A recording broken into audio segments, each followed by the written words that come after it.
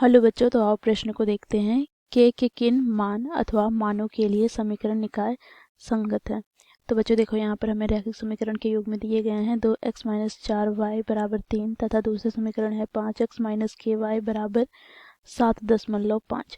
तो दिए गए प्रश्न की मुख्य अवधारणा की बात करें तो बच्चों देखो, यहाँ पर यदि a1x plus b1y plus c1 बराबर 0 तथा a2x plus b2y plus c2 बराबर 0 समीकरण निकाय संगत हैं, तो बच्चों इसके लिए हमें बीजगणितीय निरूपण की बात करें तो x के गुणांकों का अनुपात बराबर नहीं होता है y के गुणांकों के अनुपात के, अर्थात बच्चों यहाँ पर a1 बटे a2 बराबर नहीं होता है b1 बटे b2 के। तो इस मुख्य अवधारणा की सहायता से बच्चों हम दिए गए प्रश्न को हल करेंगे।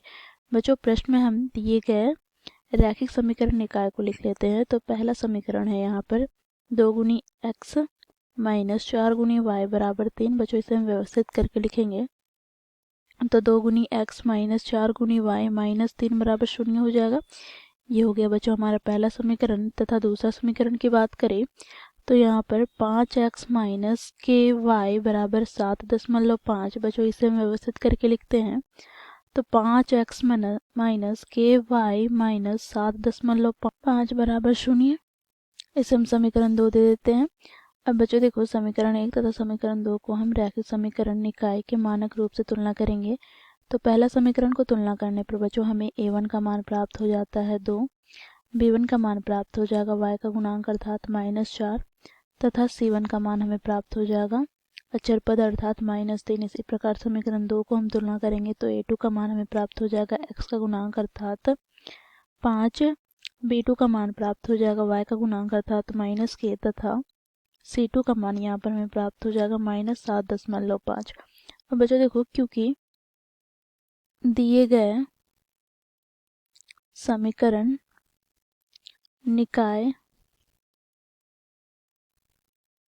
संगत है तो बच्चों इसके लिए बीजगणितीय निरूपण की बात करें तो क्या होता है, तो a1 बटे a2 बराबर नहीं होगा किसके, b1 बटे b2 के। तो बच्चों यहाँ से हम मान रखेंगे तो हमें यहाँ पर प्राप्त हो जाएगा a1 का मान क्या है, तो 2 बटे a2 का मान 5 बराबर नहीं होगा किसके, तो देखो यहाँ पर b2 का मान क्या है, तो -के, और b1 का मान क्या है, तो -4। तो यहाँ से -4 बटे -के, तो माइनस से माइनस कट जाएगा। तो यहाँ से बच्चों हम त्रिय गुना करेंगे तो 2 गुनी के बराबर नहीं होगा किसके, तो 5 चौके 20 के।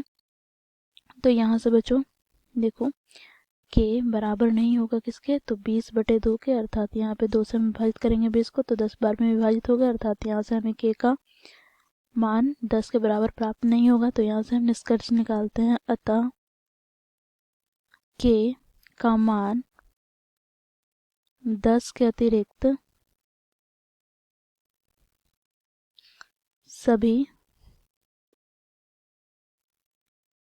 मानों के लिए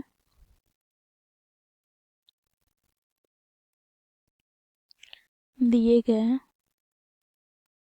समीकरण निकाय संगत होंगे। तो दिए गए प्रश्न को बच्चों इस प्रकार हम मुख्य अवधारणा की सहायता से हल करते हैं। आशा करती हूँ आप लोगों को यह प्रश्न समझ में आया होगा। धन्यवाद।